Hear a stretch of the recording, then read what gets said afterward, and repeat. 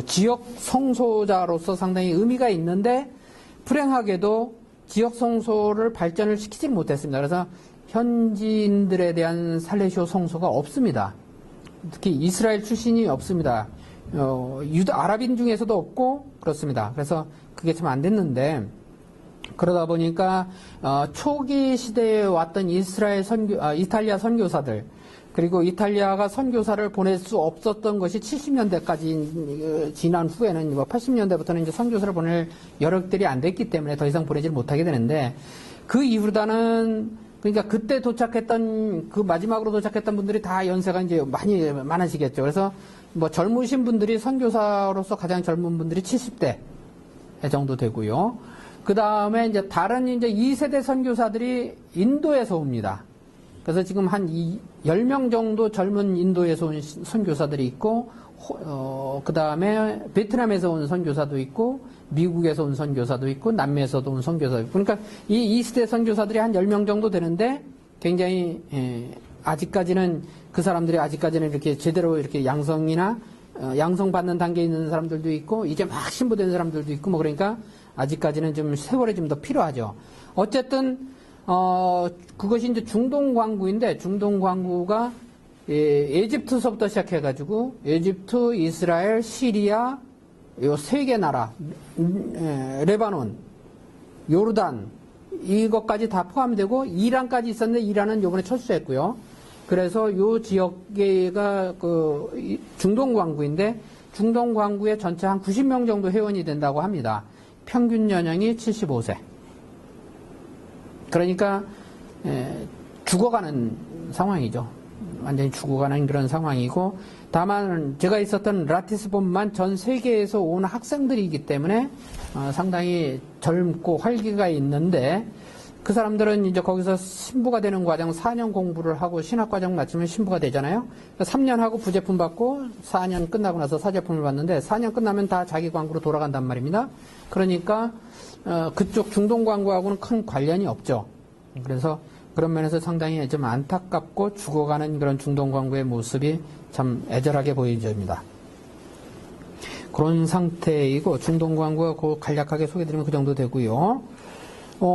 라티스본은 신학과정만 있습니다. 철학과정은 없고 신학과정만 있어서 4년 동안 공부를 하게 되는데 현재에 있는 학생들이 전 세계 28개 나라에서 왔습니다. 그리고 영어로 다 수업을 하고 있고요. 굉장히 정말 뛰어난 자원들입니다. 아주 머리가 명석한 그런 친구들, 아주 정말 뛰어난 자원들이 그곳에 공부를 하고 있고, 특히 영어로 다 공부를 하니까 국제성이 아주 잘 형성이 돼서 참 좋습니다. 특히나 이스라엘 예루살렘에 신학교들이 여러 군데가 있습니다. 예수에도 신학교가 있고 프란치스칸도 있고 도미니칸도 있고 베네딕틴도 있고 그런데 영어로 다 수업하는 데는 우리밖에 없어요. 살레시오밖에 영어로 다 하는 곳이 없기 때문에 다른 수도회들들 그러니까 아프리카에서 온 젊은 신학생이라든지 이런 경우들이 있는 수도회들이 많은데 그들이 공부하는 곳이 만만치 않은 데가 우리밖에 없습니다. 그래서 우리 학교에 와서 공부를 합니다. 신학생들도 있고 평신도들도 있고 그 다음에 예루살렘 교구 신학생들도 있고요. 교구 신학교는 따로 있습니다. 베들레헴의 신학교가 있는데도 불구하고 영어로 다 공부를 하는 곳에 와서 그렇게 공부하는 친구들도 몇 명 있습니다. 그래서 전체 학생들은 한 60명 정도, 전체 학생들은 60명 정도 되는데 그 중에서 살레시오 회원들이 38명이라고 보여집니다. 8명입니다. 그리고 이 학생들이 대부분 평균 나이가 30대 정도 돼요.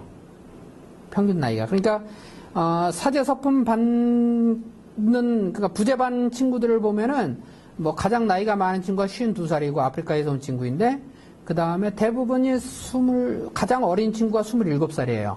그러니까 우리나라에서 보면은 27, 보통 경우에 27에서 30 정도 이렇게 서품 받지 않습니까?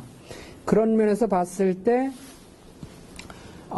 우리가 옛날에는 우리가 군대라는 특수 상황 때문에 우리가 서품이 좀 늦다고 하는 이야기를 많이 했었는데 아마 지금은 더 이상 그 이야기가 안 통할 것 같아요. 다른 필리핀에서도 그럴 것 같고 인도에서도 그러고 베트남에서도 그러고 지원자로 오는 친구들이 일반 대학교를 졸업하고 오죠. 그러니까 이미 대학교를 졸업하고 왔죠. 그 다음에 철학과정 마치죠. 그리고서 수련하죠. 실습하죠. 그 다음에 신학과정 마치죠. 그러면은 30이 돼요. 30이 되죠. 사제서품 받을 때. 그러니까 우리 부부가 사제서품을 늦게 받는 게 아니다. 옛날에는 그랬었는데 지금은 그게 아닌 것 같습니다. 하여튼 그 상황을 보니까 그런 것 같아요. 그래서 우리 신학생들도 아마 라티스본에 가서 공부를 할 수 있는 기회가 있다면 참 좋을 거라고 생각해 됩니다. 왜냐면은 그곳에서 아까도 말씀드렸지만 가는 곳마다 다 성서와 관계가 돼 있어요. 모든 것이 다 성서와 관계되어 있습니다. 이를테면 베제멜을 한번 볼까요? 이 화면에 있으니까 이 베제멜은 성 스테파노가 묻히신 자리예요. 우리 살레시오 수도회에 있는 우리가 운영하는 그 곳인데 성 스테파노 첫 순교자 성 스테파노가 돌에 맞아 죽은 성 스테파노가 여기 묻혀진 그런 자리입니다. 그러니까 저도 깜짝 놀랐습니다. 그 얘기를 듣고서 깜짝 놀랐었는데 실제로 그렇게 이야기를 하고 있습니다. 그리고 바로 거기가 이렇게 산 언덕에 있는데 언덕 밑으로 이렇게 벌판이 이렇게 쭉 구릉지대가 이렇게 벌판이 있는데 그 벌판이 어디냐? 그 삼손이 싸운 자리예요. 삼손이 싸운 자리.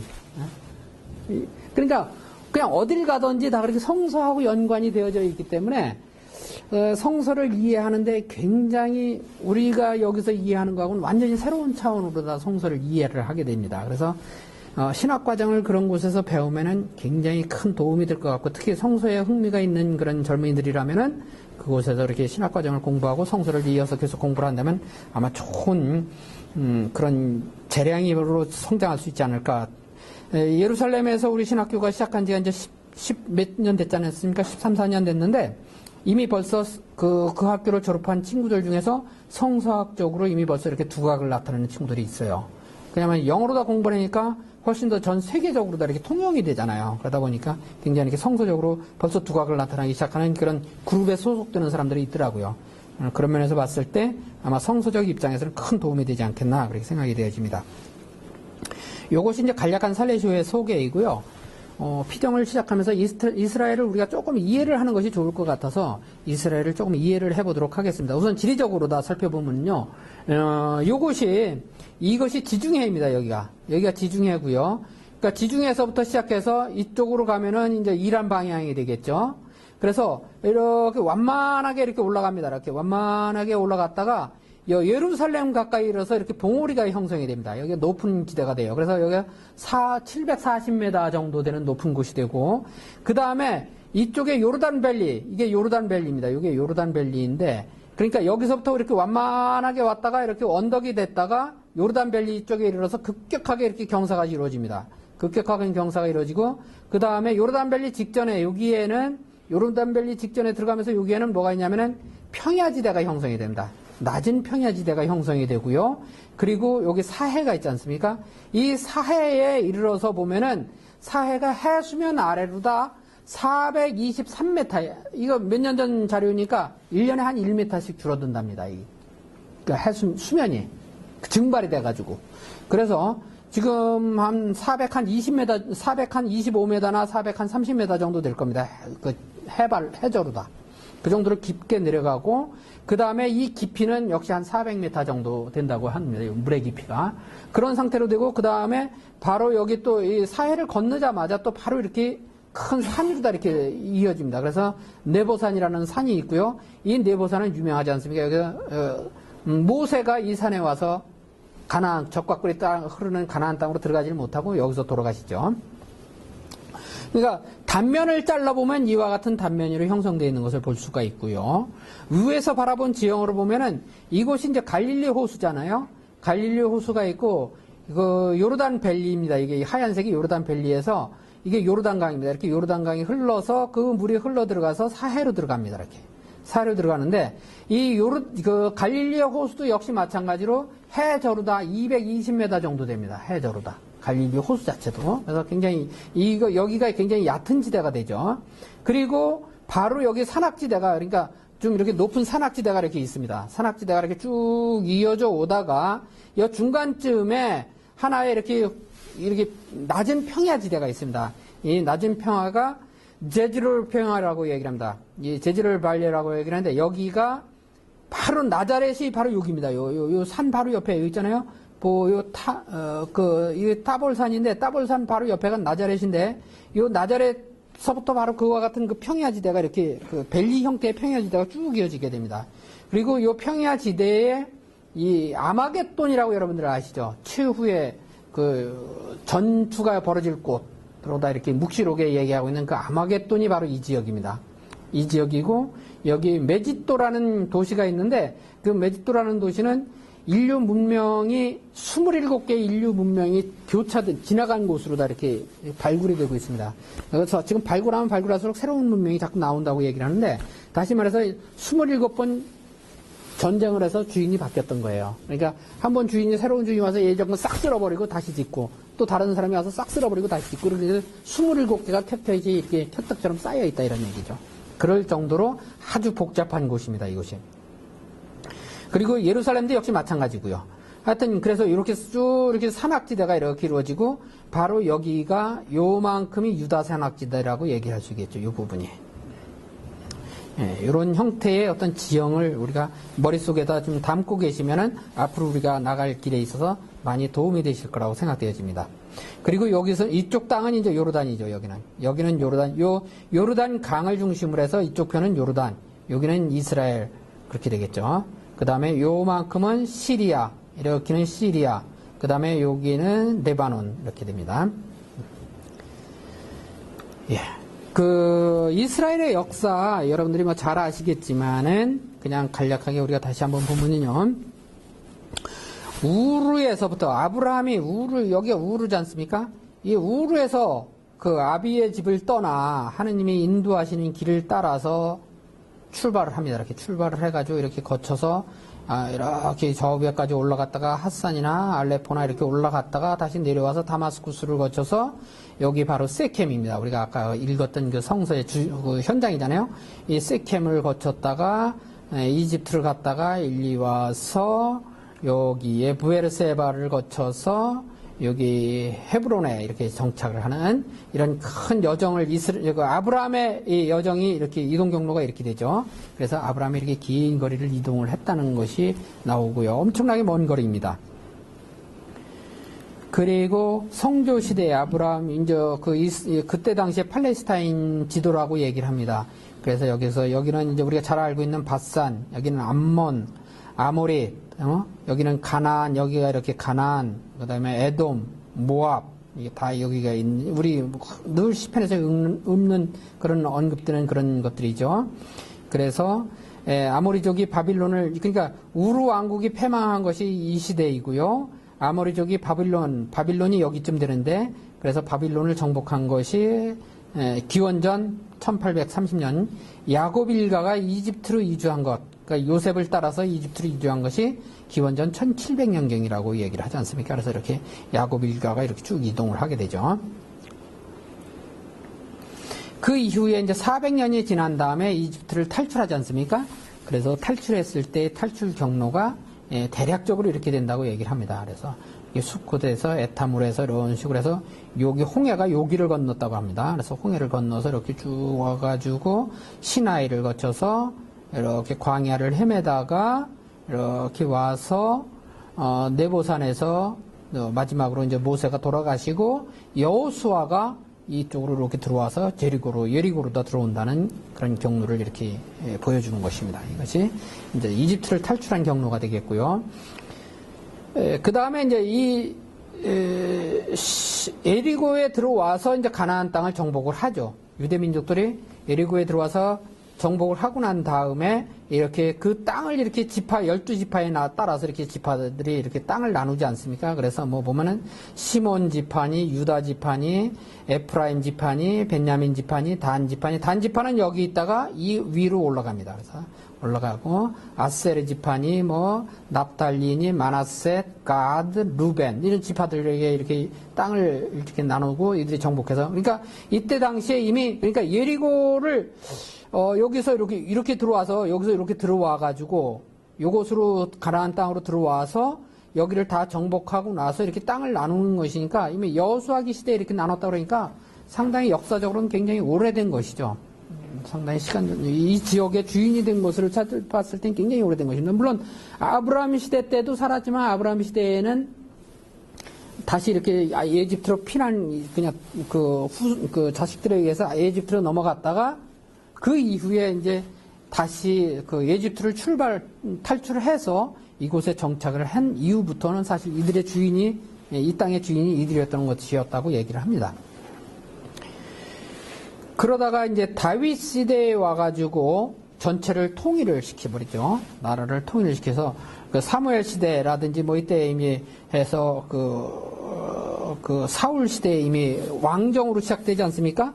왕정으로 시작되고 그 사울에 이어서 다윗이 그 왕으로서 했을 때 그 거느렸던, 그러니까 다스렸던 땅이 이 정도였다고 이렇게 합니다. 그러니까 굉장히 넓은 땅을 다스렸다고 하죠. 그래서 다윗이 왕 즉위한 것이 기원전 1010년인데 이때 예루살렘이 아니라 헤브론이었습니다.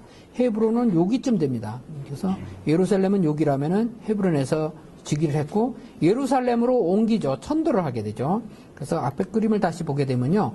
예루살렘은 여기쯤 되는 겁니다. 그래서 벤야민 지파하고 유다 지파의 땅 경계선쯤에 있었으니까 누구도 주인이 확실하지 않았던 그런 공간이었어요. 그래서 그곳으로다 도읍을 정하고 예루살렘을 정하게 됩니다. 근데 예루살렘은 그 예루살렘의 그 산은 그 뭡니까? 가장 성서에 가장 먼저 등장하는 것이 언제냐면은 아브라함이 이삭을 제물 바친 모리아 산 있잖아요. 그 산이 바로 그 산에 있는 그 바위가 바로 그 아까 봤던 황금돔 있잖아요. 황금돔 바로 아래에 있는 그 바위입니다. 그러니까 가장 먼저 등장하는 게 그거이고 그 다음에 아브라함 시대에 그 5개의 왕들을 쳐부수는 그런 게 있었어요. 그러니까 조카 롯을 잡아가니까 그걸 추적해가지고 잡아오잖아요. 가서 쳐부수는 데가 있는데 그랬을 때에 멜키세덱이 오죠.